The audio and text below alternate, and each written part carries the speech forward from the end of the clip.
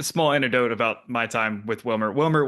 I asked Wilmer a question after a loss, and he did not like it, and he mumbled something in Spanish, and I've been too scared to Google translate what he meant by that. He is an intense guy.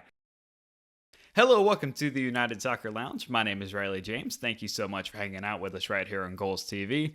Today on the program, we welcome Memo Diaz, the wingback for El Paso Locomotive. That spent the last 4 seasons with the Oakland Roots, and now he's back home, and he's back with El Paso after a stint earlier in his career. He's the all-time assist leader for the Oakland Roots. He's the all-time appearance leader for the Oakland Roots, but he makes his way back home. And he comes into a system that is coached by Wimer Cabrera, who has MLS experience with both Houston and Montreal. He came into the team late last season as the Locomotive missed the playoffs. They have not been to the conference finals since Memo was a member of the Locomotive. So they are back. So I asked him about all that. I asked him about his 4 years in Oakland and what's he learned.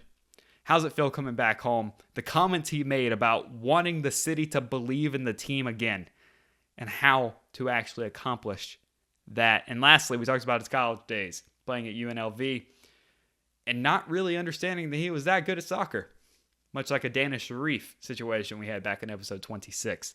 So plenty to look forward to with our chat with Memo. It's a shorter episode. He had to get to training. We got a lot packed into it. Super thankful for his time. Super thankful for your time. If you like the show, you can subscribe to it on goals.tv. You can like it. You can comment your favorite thing about El Paso, Texas, about the Locomotive, or about coming home once again. Please be sure to do all of those things, and our chat with Memo Diaz starts right now. Please welcome to the show today a man who spent his last 4 years in Oakland as he's become the all-time assist leader and the all-time appearance leader for the Roots. But before that, it was El Paso Locomotive, and after that, it's El Paso Locomotive. Please welcome to the program Wimer Cabrera's new wingback, Memo Diaz. Memo, thank you so much for hanging out, man. How are you?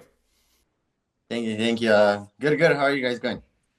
Everything's great, man. Obviously the season's coming up. You guys are getting ready. Here in the preseason, this show's probably going to come out right at the start of the season, maybe a week after. So you guys are already kicking balls around. But as we sit here in the preseason, obviously a lot to get to. El Paso, you're back after 4 seasons in Oakland. You made your name there. All-time leader in assists, all-time leader in appearances. Why are you back here in El Paso, Texas? I think I feel like that was one of the main goals always to be able to come back and play. I feel like those first 2 years for me here, it was the start of my career, obviously, but I feel like it was a learning stage for me right after college. Like you said, I was able to do pretty good in Oakland, and I want to be able to do that here at home. And now, talking about Oakland, I want to be able to get that time in there. 4 seasons, obviously, you spent. And like I said, you had all these accolades, all these all-time leaders and all these different categories. What did you take away from your time in the Bay Area that you're now bringing back home to El Paso? Everything. I mean, I feel like I was able to get a lot of experience out there, and eventually, like you said, I was there 4 years, and eventually became a veteran in the teams. So my experience and being a veteran in this league, I think, would be helpful to bring to this El Paso team.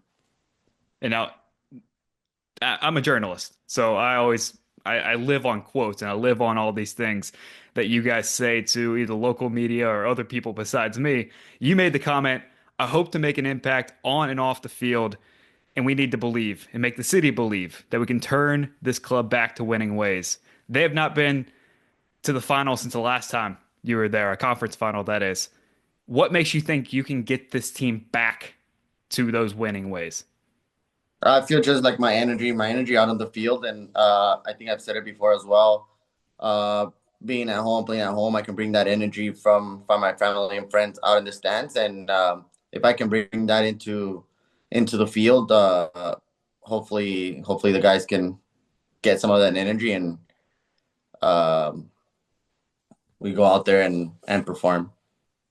Now, I'm familiar with Wilmer Cabrera because I covered the Houston Dynamo for 4 seasons. He was there for a large chunk of my time when I was with the Dynamo. You come back into this team. Obviously, Wilmer's been there for a short amount of time. What are the conversations you've had with him in this preseason and your style of play fitting into his system?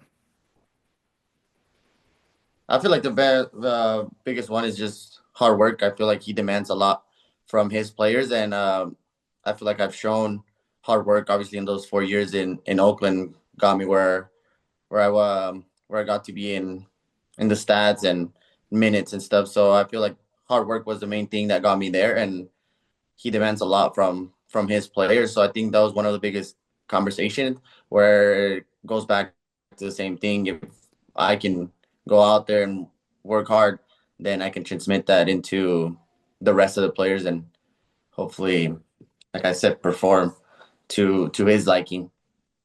It, a small anecdote about my time with Wilmer. I asked Wilmer a question after a loss, and he did not like it, and he mumbled something in Spanish, and I've been too scared to Google translate what he meant by that. He is an intense guy.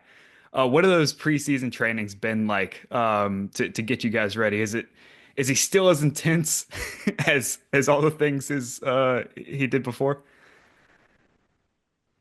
Just like you said it, yeah, he's intense. He's and I feel like since day one it's been intense, but I feel like if we all fall into that intensity that he has, that passion that he has for the game, then and if we're all on the same page, I think we're gonna do great things. But yeah, it's been intense since day one. So I mean, hopefully third week, hopefully we slow down a little bit, but it's been tough.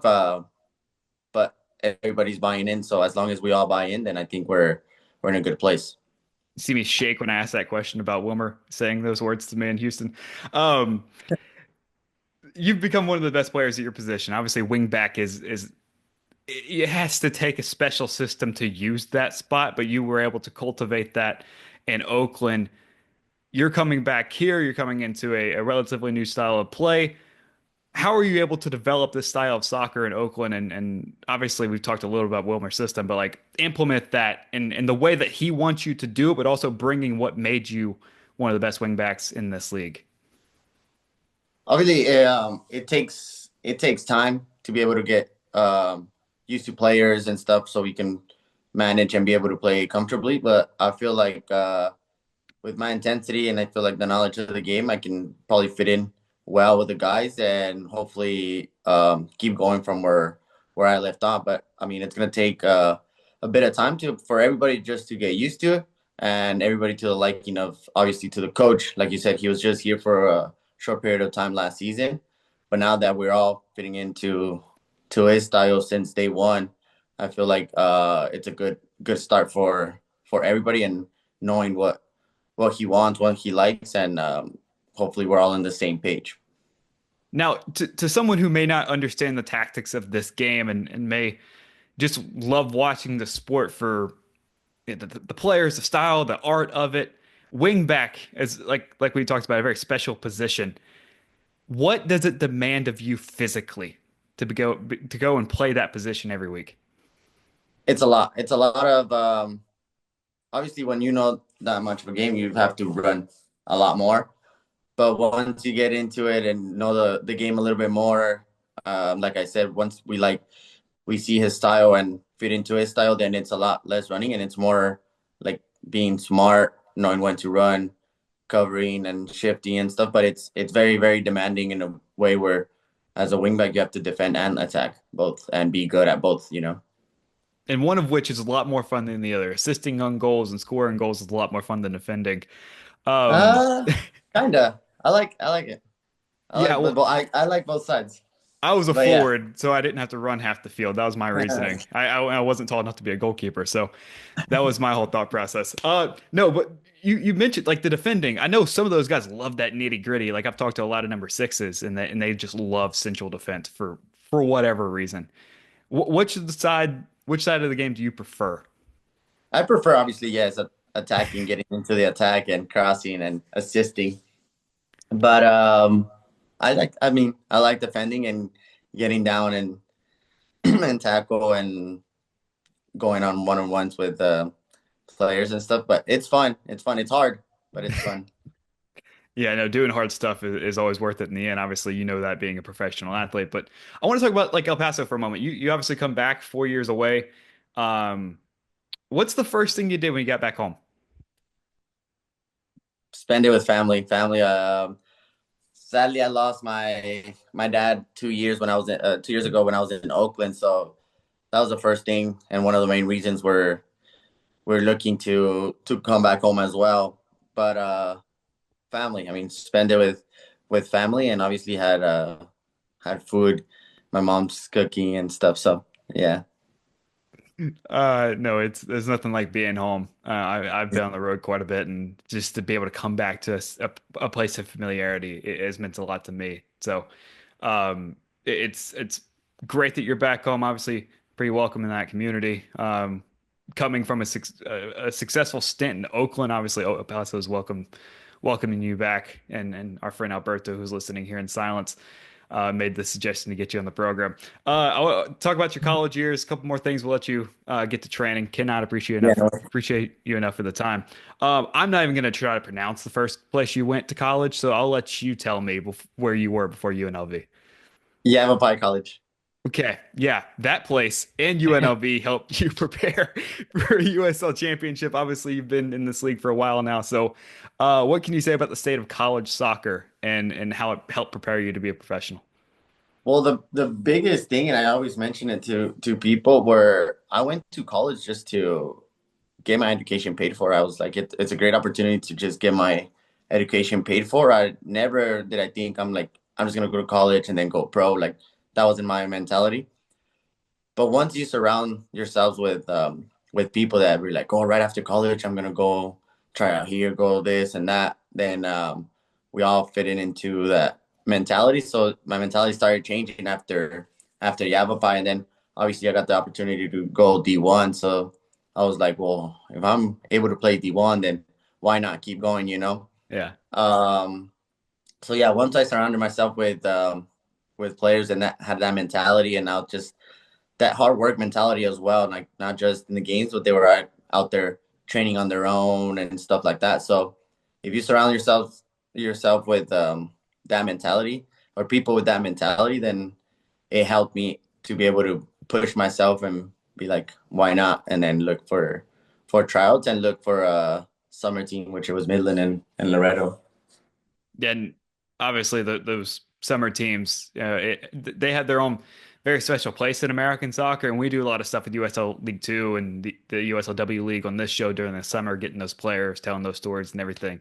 So that's a wonderful part of the USL structure that we try to focus on. But it's funny that you mentioned that you just went to college to get an education, like the rest of us who aren't good at sports.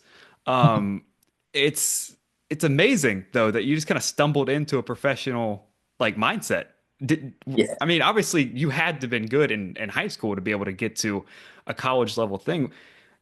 How good were you in high school? And did you know that? Um, yeah, I mean, I played high school soccer in New Mexico, and yeah, I mean, I did have some accolades and stuff, but I look at now and like players that play in academy and stuff, and I'm like, I just played high school. Like I didn't go to any academy. I just played club, you know. So I didn't think much of myself at that point. But I did get to college, and that first year was pretty tough. Obviously, sitting the bench is always Yeah. tough. So it was a little awakening, but then obviously the mentality that the guys had around me, and especially at Yavapai, those 2 years there were with guys that I still talk to and like really close to, and they really helped me to become a better player and person all around that I was able to get to this level. I want to go back to one thing. We have a little bit of time left. I want to Yeah, use yeah, go that ahead, go time to ahead. my No, advantage. no worries about the time. Don't worry. Um, I'm looking at Alberto. Alberto's a little worried about the time. Yeah, because I don't want Wilmer to yell at me for making him wait. Yeah. One more thing about the team, right? I interviewed Toomey last season, obviously a South African player coming into El Paso. just a team full of so many players from Central America, from the southern part of the United States, just so many different people that are wildly different than him and the culture that he's coming from. What is the bond that this team has to not only the guys that have familiarity, that look like each other, that act like each other, but to everyone on the team? What has been the message to try to get this group to solidify together and to bond together? Just like you said, they come from different places. We all come from different places, and that's the beautiful thing of this, right? So being able to connect in the locker room, trying to get along, and I think in our heads, I feel like it's the last 2 seasons that El Paso has had, and in our heads, we know that we can become really, really close inside that locker room and be able to connect with them. But I think staying connected and being able to make those connections with them would go a long way if we do it outside the field, and it will show on the field. And this would be the last thing. I get a nod from him. This would be the last thing. Thank you again so much for the time. You've been around this league, not only just with a couple different clubs, but you played in virtually every stadium this place has to offer. Obviously, welcoming and Lexington to the league this year. But there is a standard and there is a way of excellence in the USL that has changed quite a bit the last couple of years. Winning formulas has adapted with change of the league. How have you seen this league change from the player perspective? Obviously, being in two different places, but just even going on the road, how has the league improved since you came into it? It's the league itself. It's grown a lot. Obviously, I saw it a lot with Oakland. I was there. They're very, very. Obviously, I was in El Paso the very first year as well. But with Oakland, we came a long way. It was from training with no locker rooms outside. We would just get there, and so I grew those 4 years with Oakland, and now seeing the facilities they have and everything, and now being a full what is it called? Like the league is demanding that, like Yeah. good facilities and stuff like that from the league. So it's grown so much outside where the facilities itself, but now the talent. Now we see Kenny signing at 15 years old, and the talent is really, really growing and coming into the championship, which is really, really good to see. And we see great players in this league that had MLS experience, like Florian Velo over in Loudon. Obviously, Sebastian Blanco signing down in Miami, and like great players coming into this league, and the requirement of these clubs to be able to provide great facilities for you guys. It's certainly deserving players playing in this league. So much congratulations on coming back home to El Paso. I wish you the best of luck this season, and man, stay healthy, please. Thank you so much. Thank you for the invite. You got it, man. Thank you so much. Thank you. Thank you so much to everyone at El Paso Locomotive, and of course to Memo Diaz for squeezing that in right before a training session. Some scheduling stuff got moved around and we got pushed right up against the thing, so we had a 20-minute hard out. We were able to squeeze it in, get it done. I made a couple references to the comms director kind of laughing nervously and looking at his watch as we got closer and closer to that 20-minute. But we were able to get it done, and just a massive shout out to everyone for making that work on a new schedule. And then obviously Memo for making some time to chat with us about it. If you like today's program, thank you so much for watching it first and foremost, but you can find us on the internet. I'm at Riley James IAC on Instagram and X. The show's Instagram account is at USL on Goals. The parent company at goals.tv on Instagram, at goals_TV on X. And so many great creators make really great content on this very platform. And my entire catalog of shows is available on www.goals.tv. That will do it for us today. Thank you so much to everyone for watching. For Memo Diaz, I'm Riley James. If anyone cares, we'll see you again next week.